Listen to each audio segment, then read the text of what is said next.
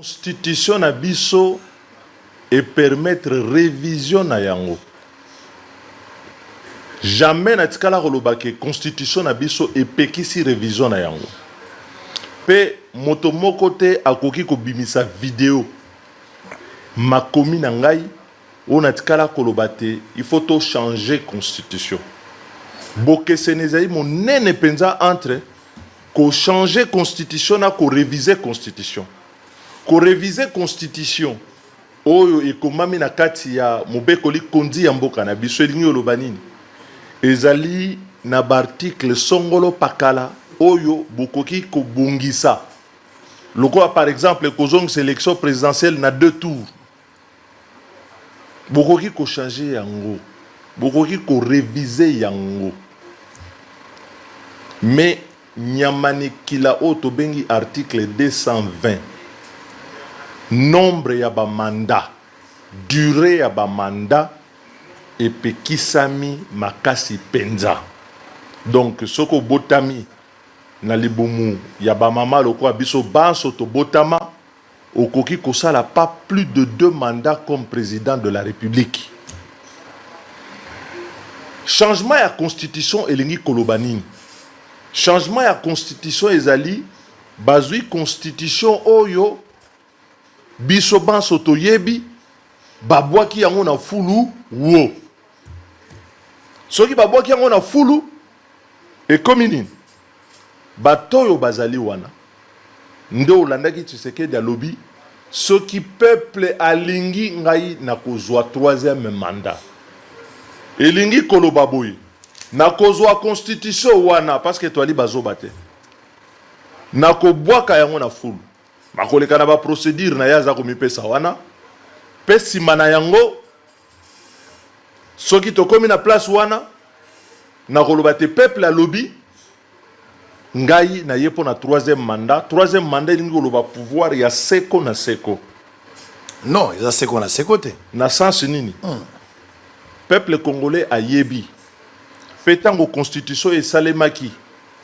na assemblée nationale député Mokombu ya la Fuele azwara maloba lobi boy toyebi ke na kati na mboka na biso soki moto akomi na pouvoir po alongwa alinga kotingama donc élection ya liboso akoki kozwa ubi akozwa ngo pe na ndenga cop na ndenga muyibi élection ya mibale akoki koyiba mais élection ya misato il faut kopekisa ye parce que sinon tokozongela pouvoir ya seko na seko. Parce que kozala nini kozala pouvoir ya ma machine à voter nenge kadi masala ki babiloko na ye wana nde kozongisa awa tokomi suka na ba machine à voter mais na kotelema moke wana na kokende na nzela wana ezali nzela mabe po nini parce que combat oyo Tshisekedi Etienne asala na mboka oyo bane bele bakufi na kati na mboka oyo ezali combat ya nini contre régime ya Mobutu parce que Mobutu atingami na pouvoir. C'est ça sens ya combat. Tango bato bakutanaki na conférence nationale souveraine basalaki texte ya constitution qui n'a jamais été promulgué balobaki nini pour ba mandat il faut appeler limité. Pourquoi? Parce que na mboka na biso toyebi ke soki moto akomi président abandi ko tricher bokolongole jamais na pouvoir et gotika la kaka pobolongola ye et komi likambo ya makasi yango omoni tango tokomaka constitution oyo balobi ke cause ya ba conflit na mboka na biso ezali likambo ya kotingama na pouvoir yango na lobi boye lokola bango ba bandi ba koti nzela wana topesi bango d'abord carton jaune bazana carton jaune. C'est pourquoi peuple faut telemela bango parce que il faut constitution et tosama. Donc jamais ngana loba il faut qu'on change constitution. Et puis tant que to koti si mobeko wana plutôt des révision à constitution. Parce que nyamani kila biso simagite. Et puis ami balé bato basuka kananzela ngai moko na kati assemblée Papa Mbosso Azali président de l'Assemblée nationale nga mutu na longola loi wana pona nini na longola yango parce que bitumbeza na mboka na biso article 219 elobi nini elobi ete soki état de guerre ezali to état d'urgence ezali état de siège révision ya constitution ekoki kosalema ata moke te mena kokamo lelo bato yo bakosa neti mawa ya kochola bato mawa o este o boye o population na biso ba population na biso ya est beke non dangani tout ce qu'ils disent là c'est les mensonges qu'on profite na guerre balingi na loi na bango ya référendum ce qui dysfonctionnement ba benyango dysfonctionnement ce dysfonctionnement ezali c'est-à-dire que même état de guerre état de siège ezali bako ko bengango pe dysfonctionnement bako sala quand même révision na bango ozomo na place ezali donc d'abord mémoire na bango moko reniement ya combat ya Tshisekedi ya mibale les souffrances ya ba population na biso ya est. Est-ce que tu yebi que l'élection salemaka en 2018 et ça na ba parti na est ba voter président de la République en 2018 en 2023 et ça na ba parti à est peut voter président parce que zaki na bitum donc lelo bato bafandi ba mibengi ba expert ba osa moi cop na bango. Et puis, barossa ali kopana bango ba bimisi plan moko ba lobby dysfonctionnement ezali et donc on peut réviser la constitution. Biso to lobby eza carton jaune. Carton jaune. Tokotika jamais bango baleka. Peuple il faut tellement pona nini. Peuple azo kanisa tant to bundela la constitution to bundela la bomo ina biso non. To bundela la constitution parce que constitution il faut teyama parce que ozomona mbongo ezobima ezokende mais souffrance na bino ezosilate. Ponanine parce que gestion ezali mabe tokosili sa gestion wana pour na ndenge nini tokotelemisa ngo ndenge nini il faut alternance ça le magana kati ya pouvoir parce que peuple faut en droit de sanctionner lelo ba kozonga biso na mobutisme te eloko ba kosala Tshisekedi Etienne Gérard Kamanda Liaou Kashamankoy na 1967 Mobutu asali coup d'état na ye bangonde ba manyola ka babia otosala leko parce que Mobutu tango asala coup d'état na ya lo baki a respecter constitution mais muke pouf alongo liango basali constitution na bango ba benga constitution révolutionnaire mais toyebi constitution révolutionnaire place me makibiso na ko ka batu ba ko loba ono ba pays ko se développer eza ba pays ba président ba duraka na ebite so batangi ba pays ni biso to tanga Congo na biso. Tout ça, le président wa Dura, Mobutu. 32 ans au pouvoir. C'est pourquoi chaque peuple, ma béo ya moni na histoire na ye, à côté les misayango à l'obité, les cambo yogosa les marais sous terre.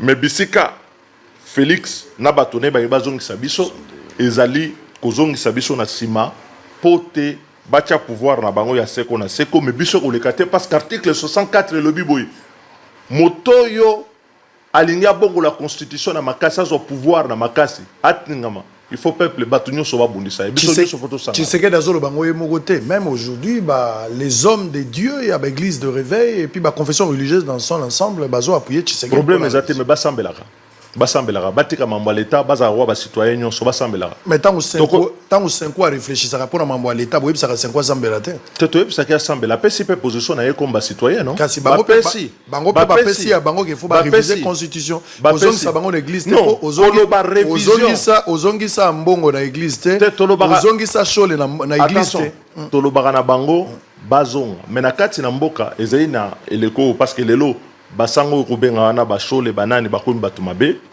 bozo benga bango batu mabe bozo mona bango mabe mais lobi tant tozaki na bango na Senko pour na renégocier na Kabila na accord à Senko bazaki bato malamu. Donc moi na babengana ka bato te ba fandi so na matanga so matanga esilo bando bengana bango non si ça matanga no malamu na lobibu parce que bango sur l'igito fongo la place wana des fois bazo critiquer aux apporter parole à bachol était mais par des analyses par des analyses ce qui makamboza ko salama en défaveur et à pouvoir au mona bachol et l'église catholique baza critique vis-à-vis à la critique beaucoup direct vis-à-vis à pouvoir. Mais ceux qui pouvoir à travailler et ils en parlent pas. Les lots Kabila Azali sanctionné. Il est en difficulté par rapport à la sanction. Point de vue église catholique au Tirel Goyokangote. Il y a 5 ans qui ont voté. Je pense que Toza n'a pas. Toza na cadre ya. Donc en parenthèse, ça m'a pas ma cambo ya constitution au lobby ba sango l'église catholique depuis l'indépendance. L'église catholique, on compare à l'église Moussoussouté, parce que depuis l'indépendance, l'église catholique, l'église protestante ont accompagné l'histoire de ce pays. Baza quand même un rôle, il y a Oyo, Bajoua Namboka Oyo, Oyo, Etinda Rabango, qui koye Bamboka O Malamu, Baza Bisika Nyonso, pour te baper ça, Makanisi Nabango. Et puis, l'église catholique, quel que soit le pouvoir, ils ont toujours eu les mêmes positions. L'église catholique n'a jamais été du côté du pouvoir, elle est du côté du peuple. Ils ont été que naza porte-parole na bango. Bazwa matata na Mobutu, bazwa matata na Kabila, lelo bazwa na Tshisekedi, bochangote que non na Tshisekedi. Non. Jour il y aura un pouvoir où azali côté à peuple. Je crois que l'église catholique a aux anantés. Très bien. Mais l'église va réviser la constitution. Donc c'est ça. Ouais, les hommes de Dieu. Oui, de la même manière, on habite tous les point de vue à 5 ans, on a été sanction à Kabila. Pour 5 ans, on a noté, on a évité ceux qui vont charger la caméra quand c'est 5 ans. Mais au lobby, il y a l'article 64. Article 64, beaucoup appliqué à mon banani, avec une opposition totalement affaiblie aujourd'hui, une opposition divisée. Une opposition où il va s'organiser pour voir les choses de la même manière et vous pensez que vous allez barrer la route à Tshisekedi? Bon. Vous comptez la banane. Ceux qui Tshisekedi escarmouche, vous allez compter dans l'armée ou Bakosaki. Et bon, vous comptez dans Nani. Premier opposant, il y a Tshisekedi et Zali Bissote. Premier opposant à Tshisekedi, les peuple congolais. Les peuple ont souffrir d'insécurité. Les peuples ont souffrir dans bajeno bazangi misala umoni likambo banga basala tango ba léopard bazongi et comme elaki bango koseka mutako na vélo tango batuni bilenge wana opesi ba jeep na ba nane bongo ba jeune bazo tuna bango nini misala pas ezali to kosa na raté opposition ozo benga ke ezali divisé za fragmenté c'est vrai mais nous marchons. Awa, bauta okanga batu na biso, Maître Lenga, Merdi Manzengo, Nabaninga Moussoussou, 8 qui ont été arrêtés parce que nous avons marché contre arriver à migrants. Oh, tu sais que na pomba na ye Trump pour baya awa bafanda parce qu'ils ont l'issalis. Donc l'issalis soit au sali sabo. Il faut le baquer qu'ils ont été libérés. Oui, depuis hier. Donc ils ont été libérés depuis hier, mais ils n'avaient pas resté au cachot pendant 5 jours. Bakangi bango na garde républicaine. Donc bato bilenge bazali bakoyoka bazali sur terrain. Mokozamboka a fait le choix. Il y a comme ça tout ça là renforcement na niveau ya likolo. Renforcement na niveau ya likolo. Pour que tu contrôler likolo mobile. Bandeko, je vous rappelle encore. Awa to sengi na bino vos commentaires pour vos commentaires parce que ça bande ko bauti ko kota to senga na ba bosani commentaire to senga bino za boye le président Tshisekedi a lobby na munoko na yemoko si le peuple le veut j'accepte nini le 3e mandat. Voilà pourquoi to lobby na bino motuna et pas na bino quel est votre avis? Mokozambo Kalobi Lissousou Nini. Le président Tshisekedi a promis d'ici 2020 Tokokoma na 20 universités. 20. Et à Betty Solo, il y a garçon moko yaki kotala ye. Obakutana ka utaki na Canada. habitant au Canada, à qui qu'on revisité l'université de Kananga. Nabi que Mokozambo Kalobi d'ici 2000, d'ici 20 mois, fait université aussi là. Alors, tout au bête solo il y a université à Kananga. Alors, le jeune garçon tant comme une université à Kananga, Bandeko Congolais il a visité à Lobi, Nana Kotanga, Naba université à Minene, il y a bien équipé dans le Canada. Mais, au Kananga, ils ont le colo. Alors, Bandeko, vous n'avez pas compris que Mokozamboka a parlé de quelque chose de très important.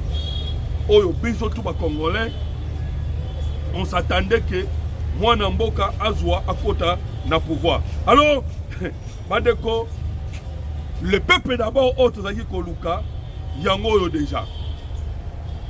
Deli c'est ça à Léli. À Léli, à Lobi, en tout cas, oh, tu sais que dans le lobby, Yoka. Ce soir, les masques sont tombés. Félix Tshisekedi manœuvre désormais à découvrir, manœuvre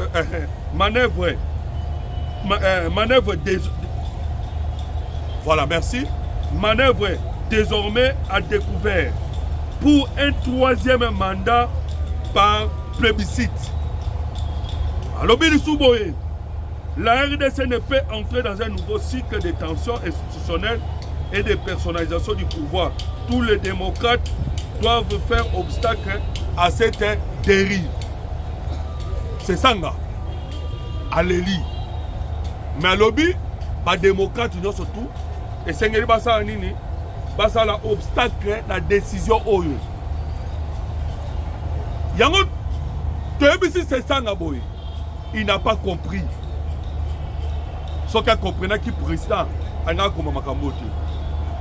le président lobby par Kotuna, peuple. Voilà la démocratie.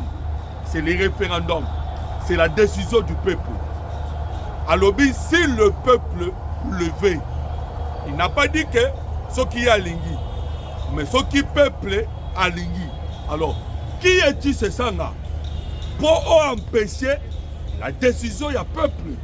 Parce que le peuple, ce que lobby, troisième mandat, souverain primaire, et le peuple congolais. Et le président lobby, ça sera soit par la voie, il y a référendum. Jamais Kogi Kosalama, Kakapamba Bongo. Alors, c'est ça que nous t'avons déjà répondu. Nous comprenons pourquoi vous allez agiter. Oyo Bobenga Kassette Kikuni. Ya lobby boye. Lokola Tshisekedi na évité ceux qui n'a pas mbangu. Mais dis-moi, le lobby boye bandeko c'est très important. Parce qu'à toujours le bas, bazo là en désordre. Ya lobby bako sangana. Opposition non armée. Na opposition armée. Bako sangana. Basa la fond contre le président Tshisekedi. Bandeko ba Congolais. Est-ce que vous comprenez que cette icône est abimisi malobawana? Et j'avais oublié de vous dire que dans la réunion et le Kanaki na Kampala, il y avait aussi des délégations à Bato Moïse Katumbi.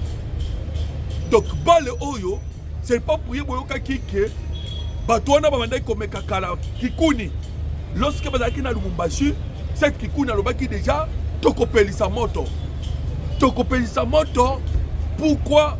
Parce que Tshisekedi a connu aussi sa mandaté. Lobby le président révélé en gros. A lobby projet na bango zalaka kutu élection et salamate. Alors mandeko ba Congolais. Soko tangi ba opposant au nyonso parce que chacun a lobby. Mais na maloba ya moko na moko bandeko ba Congolais okomona ke na maloba ya moko na moko atokutanga c'est sanga ba Francine Muyumba FCC les M23 bango pe ba lobby AFC na ba déclaration na bango nyonso au moins que ba rencontrer le président Tshisekedi. Ils comprennent que Mokozamboka akobeta bango na makambo etali référendum parce que bah vous allez obliger ça la campagne non Voilà ma voie démocratique Yangwana. Alors bravo na président Tshisekedi pour la réaction na yebande ko congolais. Moko yoka su Rwanda oyo mususu alobi. Bande ko congolais ba Rwanda bazoloba awa na yebisi bino ke Tshisekedi atie vraiment mama na mbutu ya kosakana te na kati ya bango. Mais biso to comprendre nini? To comprendre que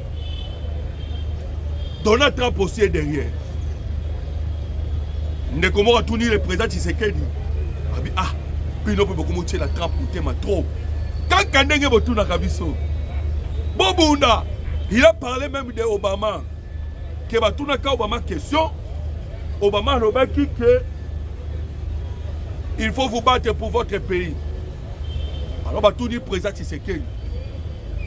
Boni au côté de l'Amérique, au lieu de vous battre pour votre pays, mais au côté de l'Amérique, Moutema. Mais après, c'est réponse, Bandeko. Aujourd'hui, nous avons un ami qui s'appelle Donald Trump. Nous avons un pays maintenant qui est devenu un pays ami. C'est les États-Unis d'Amérique. Et nous avons besoin de cette coalition. Nous avons posé à amitié pour mettre fin à la guerre.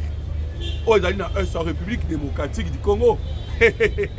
Bandeko, nous avons une intervention à Bino. Parce que, nous avons besoin de solo en Congo. Avis na Bino ezalini.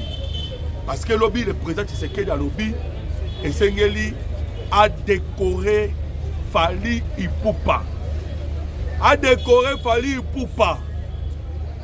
Alors, décoration au lobby a décoré l'ango Fali Ipupa. Vous voyez pourquoi? Bochaka va commenter. Vous êtes pour, tout vous êtes contre. Mais moi je vous dirais pourquoi le président Tshisekedi a parlé dans le Kamouitali pour décorer Fali Ipupa. Pourquoi? Parce que sous Kisnamo Oyo, le soft power. Alors bien, c'est un véritable soft power. Décoration, il a fallu Ipupa. Alors, soft power, les amis. Bandeko, biso te félicite qu'il fallait Ipupa. C'est pas pour par rapport au Yao, Gaulois ou Warrior. Vous voyez bien que biso doit focaliser dans le Cambodge, notre pays. Le Cambodge, sécurité en Boka. Le Cambodge, le retour de la souveraineté na biso. Et tu sais que dit président de la République, a même ma vie na biso. Tant que l'obéli Cambodge décoré fallait pour pendant qui m'a kelele. Batwa pour nini, il attaque papa. Bandeko, il a parlé de soft power. Oui, soft power zanine. On appelle cela soft power. Visite Rwanda, na Paris Saint-Germain. Au Commanda, le Rwanda est un pays très pauvre. Mais bah investir bon on a beaucoup belé. Na ba club européen, où ils ont la visibilité belé. Déjà na expliqué yango mbala. Passer là yango triangle. Ba français tokopé sa bino minéré. Mais bino bopé sa biso Rwanda visibilité. Visibilité bopé sa biso au travers il y a Paris Saint-Germain. Et puis Paris Saint-Germain bazu yango ba pesi Qatar. Qatar yo zo Paris Saint-Germain. Ba créer mamoko liaison. Na retour bazu francophonie. Ba pesi Rwanda. Et ba pesi Rwanda francophonie pour la nini. Parce que le Rwanda coûte un pays moko anglophone. Mais bazui francophonie, ba pesi Rwanda. Nyo sola to benga ki angwezanine. C'est le triangle, il y a soft power. Soft power ezali nini? Ezali pour influencer ba grand. Pour que ba zwa ba décision pour nabino. Bon moni que Amérique a petit Rwanda, a petit Paul Kagame. Alors Kagame au kitaneta si l'Amérique. Par contre, tant que tu as petit Kagame bongo, webini elekani. Emmanuel Macron bi Kagame yaka awa. To soigner image na yo. Donc, yango na mokonzi mboka alobi oyo fali pupa asali c'est du soft power. Pourquoi? Parce que to s'imposer maintenant en Europe.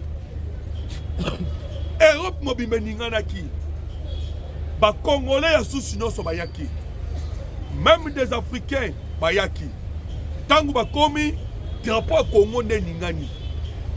Et mwana mboka azwi jusqu'au positionnement o azwi ya influence. Il est maintenant capable ya kotia pe maloba na ye na ba grande décision pour na likambo etali la République démocratique du Congo. Donc voilà pourquoi le président Tshisekedi a parlé du soft power. Ndegomoko a communiqué son message.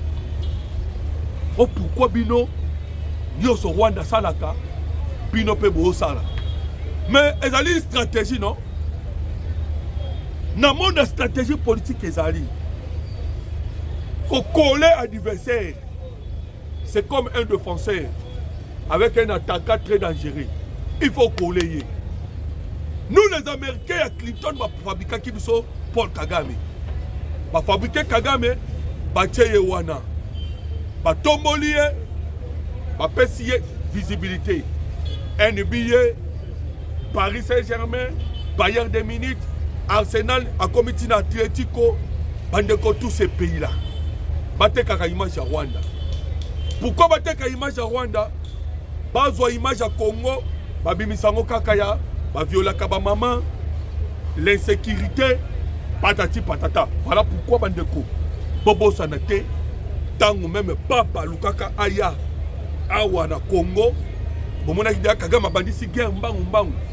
Pourquoi? Parce que ce qui papa yaki cela allait rassurer mokili mobimba dire que Goma ezali kitoko. Oui que Goma ezanine. C'est la première ville de la République démocratique du Congo. Comme ville touristique. Alors, voilà pourquoi mon Konzambo Kalobaki Kambouana pour ya soft power nako chandeko fali pour pas ma beaucoup. Pourquoi? Parce que sans cela bandeko ba congolais ils ont un moko ne loko et tomboli l'image de la République démocratique du Congo na monde mobimba. Ah tozolo banabino monde mobimba ezali kotala pe komona la force ya République démocratique du Congo. Bande ko congolais yoka question musu batuna ki le président Tshisekedi obotu na rabiso tango nyonso yebisa biso le départ des troupes rwandais du territoire congolais. Ba troupes rwandais ba kolongo mukolonini na République démocratique du Congo. Le président Tshisekedi a lobby par Kolongwa. Question wana bandeko. Ezaki question ya koluka ba bimisa ba stratégie. Mais le président Tshisekedi a répondre déjà. A lobby, je sais que bazali ko renforcer. Bazali ko renforcer ba troupe na sol congolais. Mais mon Konzambo Kalobeli, renforcement à la troupe na biso terre. Il n'a pas parlé d'arriver à la Colombie terre. Des opérateurs colombiens au Bazali déjà dans le sol congolais pour na babunda na bitumba bandeko ba congolais. Il y a lutte contre les drones rwandais. Alors ben il y a déploiement il y a des éléphants au Baouti Kokota. Alors, il y a 15 000 militaires qui se renforcés à niveau de Ouvira et aux alentours. Alors, il y a donc, la question de Monaki et Outaki et la question Oyo, lui en tant qu'un politicien, à répondre dans le sens pour dire Nabatou, au bout de secret d'État. Mais en tant que le président Tshisekedi a lobby kaka que tu renforcer les moyens et pelé dans les Kamwetali la sécurité en Boka. Voilà combien de solo il y a 6 milliards. Oyo ils ont mis en place année Oyo. Mais lui que tu as 6 milliards. ça va blague que bande pas congolais 6 milliards auto tché na maboko awana se pour la likambo Italie la République démocratique du Congo. Alors bandeko moto eza kopela. Je vous l'ai dit bandeko. Moto et peli. Ah tozo betamino masolo. Pito pas les koti na kaya bamuna. Na ndenge ko sakana te. Na wanda trouble. Trouble ya ko sakana te. Ah tozo banabino na kati ya Rwanda. Population déjà va commis impatient. Impatient pour la nini. Vie est commis cher. Vie est commis très cher. Kagame ayebisi na bango bo serrer ceinture. Kaka ndenge bo kaki Marshal Mobutu alobaka. Comprenez mon émotion. Je vous dis, litre et ça c'est commis 2195 francs rwandais. Francs rwandais. Donc en dollars, à Tozo Banabino déjà, litre et ça c'est commis 2 points quelques. Plus de 2 dollars.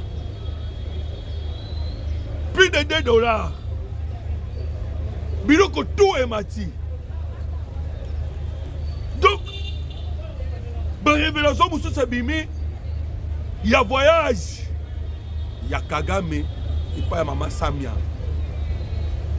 Il y a Tanzanie. À quel collé là les soutiens. Allez les soutiens. J'aime bien même Baloba qui bande comme Congolais. Que guerre Oyo, plus que Zokene Moulaï, plus que peu Rwanda ko perdre. Le président Tshisekedi Aloba qui lobby. Pour na bato bazali ko loba ke a guerre ango aussi la camp. Mais banda camp. Il a répondu. Et ça dit guerre ça il y a plus de 30 ans. Et maintenant aujourd'hui les gens sont très exigeants. Bien sûr, bato bazali exigeants. Pourquoi? Parce que moi on a comme ça à terrain. Mais sachez-le que tout le monde à mon côté. Tout le monde est belé. Mais le système mis en place par les États-Unis d'Amérique, il y a qu'à asphyxier le Rwanda diplomatiquement, économiquement. Et ben dit qu'on produit des fruits. Ah, attention, le Congolais dit qu'on produit des fruits. Zala et continue à Rwanda. Nous sommes en communication avec Batouazana Rwanda. Allez voir Bokoyeba. Tous en communication avec Batouazana Rwanda. Barib Sarabiso Tangunyoso. Tant que le gouvernement Rwanda a dit que Sabayi Rwandais que bon limiter le déplacement à Bino. Et ça, là, il y a un musée. Lorsque Tango musée, abandaki déjà bande comme Congolais, qu'on doutait. Musée Laurent Désiré Kabila. Tango balbaki keba quoi ça y est. Oyebi ndenge le kanaki. Toyebi que population congolaise selon les estimations 25%. Il y a des Congolais de Bisso. Tout baza au-delà de 25 ans. Mais à Tozoloba, majorité des Congolais basali moins de 25 ans. Voilà pourquoi on comprend, on constate que la majorité des Congolais on a une histoire. Mais maintenant, Mouzé Laurent Désiré Kabila, tellement il voulait que bête Mouzé Laurent Désiré Kabila, à quoi il y a Babungisa qui carburant. Carburé Bungaki. Et comme c'est très difficile. Et la population comme écoutant mon makolo. Mouzé Laurent Désiré Kabila abimisa ki ba mituka ya ba soda ba Jefang tang ba Jefang e bimaki nde ba Jefang wana e komaki kosala ke eme mabatu ah tozoloba nde veneme komi kolekana na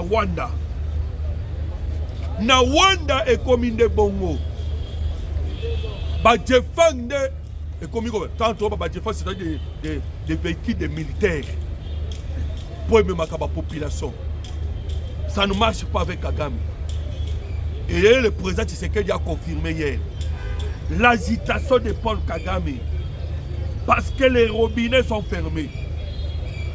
Mbutu Koti, surtout, ndenge babeti Hippolyte Kanambe. Bandeko ba Congolais. Est-ce que vous voyez que Kagame Kabila comme qui na mbongo ebele? Mbongo ebele a kosakanate. Ba Américain balobi l'estimation ezali 53 milliards. 53 milliards. Botier la biso ba j'aime s'il vous plaît. Ba j'aime ça mouké bandeko. Bo aimer, bo partager. Bo yebi déjà que nyonso to yebisa kabino. Ezaka solo. Bo yebi yango. Et grâce à Bino, le loyo, Toboma RFI, Toboma France 24, Toboma TV5 Monde. Pourquoi? Parce que awa nde tu as ko peta masolo mboka Congo. Tu as ko solo là, makamu o Italie, la République démocratique du Congo. Abo monde ko nanga pourquoi pas tchem.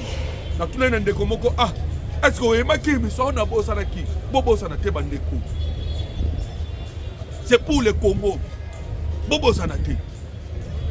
Alors, vous comprenez que sont tous les qui me Kozamboka, quand est-ce que les troupes rwandaises quitteront la République démocratique du Congo? Mokozamboka lobi, Nzambe ayebi. On a une réponse diplomatique. On a une réponse, il y a sagesse. Il y a Kobomba, secret d'armée. Mais, depuis ce ce n'est pas pour loin. Parce que moi, je vous réponds que déjà, tu as 6 milliards. Na budget. Bandeko. Oui, pourquoi tu as 5 sous? Bravo pour mon Kozamboka. Bon commenter, bon aimer. Oui, pourquoi on a dit bongo? Le président Tshisekedi, lobby, Talaka va voter qui budget, et ça qui est là comme à 18 à 19 milliards. Mais le lobby maintenant c'est confirmé. Budget à 22 milliards. Vitesse de croisière. République démocratique du Congo et Kenya. Mokoza lobby, ceux qui ont continué à boyer. Parce que boyer déjà tout ton là. De là 850 km et où tu déjà kotongama. Où t'embouchimai. Tio Kenena. D'abord ça comment je vous donnerai. Il y a 3300 km peso Kenya. Wana sakanya banana et ça compter banzela ou tongami. Bandeko ya wana nde sali ke FMI na moni ba opposant ba lobby c'est que dans le Kouta quand est-ce qui confirme que la République démocratique du Congo est comme 5e puissance économique d'Afrique? Mais bah, il oppose à Obakomi Boindé Nini. Bande copie soit sur tout mais ça n'a qu'au fin. Mais FMI Moutaloba qui a mot. FMI Moutalobi 123 milliards. Eurobond. Otokomi Kobenga Leloyo, le ministre Yamakasi, il y a finance Doudou Fouamba. Mais c'est l'Eurobond. Eurobond, bande comme Congolais. Bangomo comme mon niveau sérieux.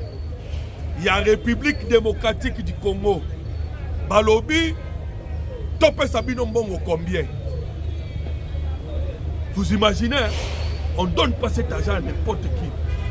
Ils ont compris, que la République démocratique du Congo est comme trop sérieux. À tel point que, Bakomi Koya Mbongo. Tout ça, le Congolais. On dit déjà que le Congo a déjà trésor américain. Ils ont travaillé dans Serra 9. C'est NAREF, voilà. C'est l'Union nationale des renseignements financiers. Nako saluer Adel Kisula, là où il est, Zambapa Molo. Bon continuer qu'on travaille pour Namboka. Ou en tant que l'on m'appelle ton pessimbote. Fait-on qu'on saluer Bandeko Nyonso.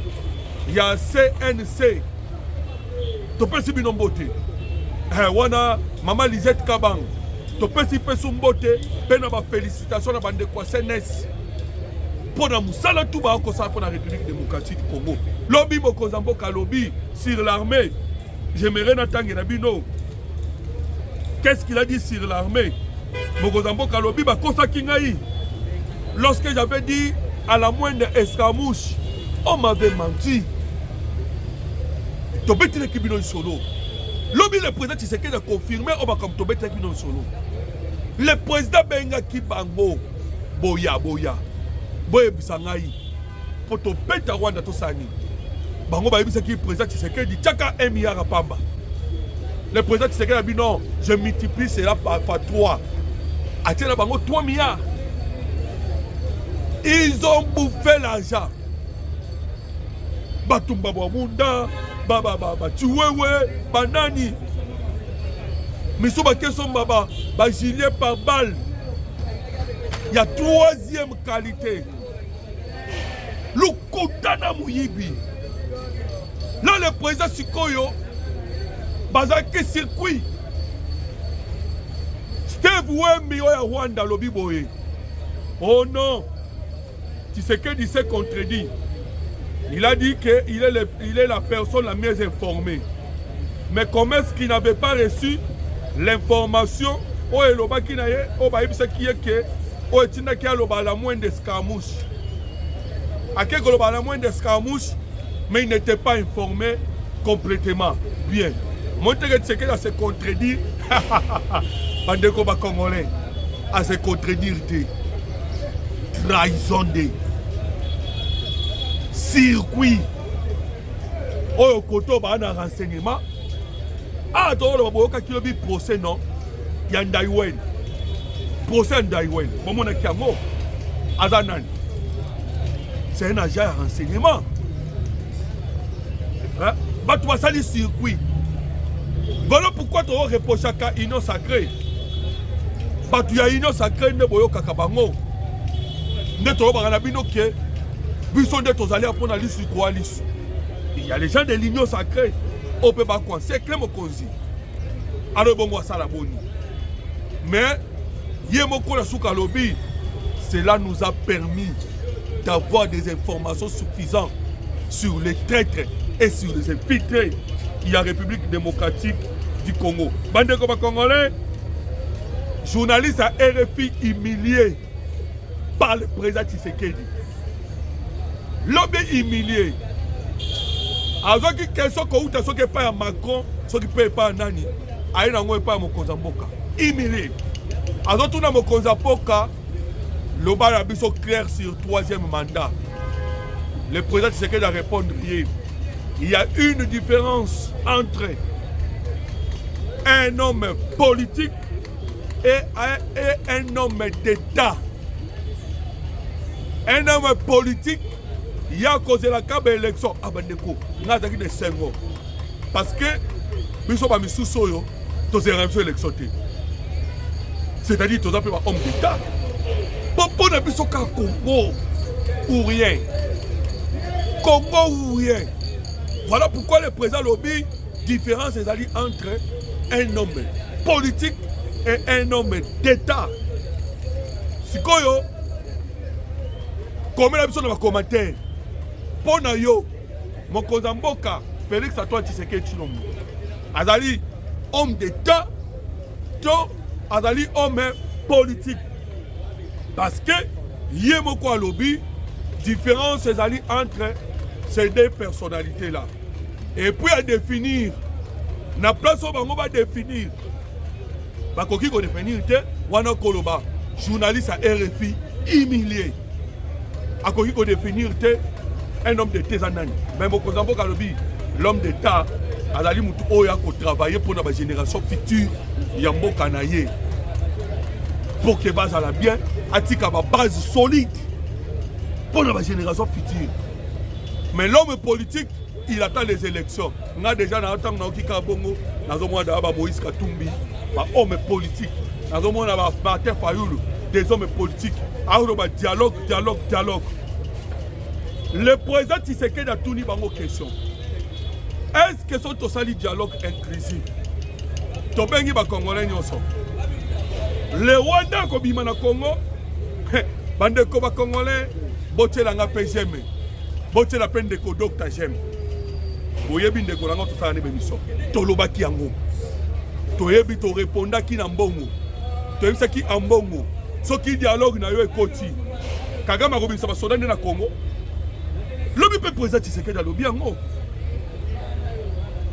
Tout ça c'est pour vous dire que awa tokoki koya ko révéler bino ba source autre soit ba faute tokoki koyebisa bino te. Alors bino bo pesa biso ka confiance parce que awa toya ko kolobela nde mboka Congo et bon région de biso na groupe WhatsApp wana bokozwa ba mama na babord ba information oyo mususu ekoki koleka na média te. Bandeko, voilà pourquoi tu as bino rester branché na chaîne Abisso. Ce qu'on s'abonner déjà qu'à Sikoyo. Ce qui peut émettre, Kobimate, ça qui peut émettre. Alors,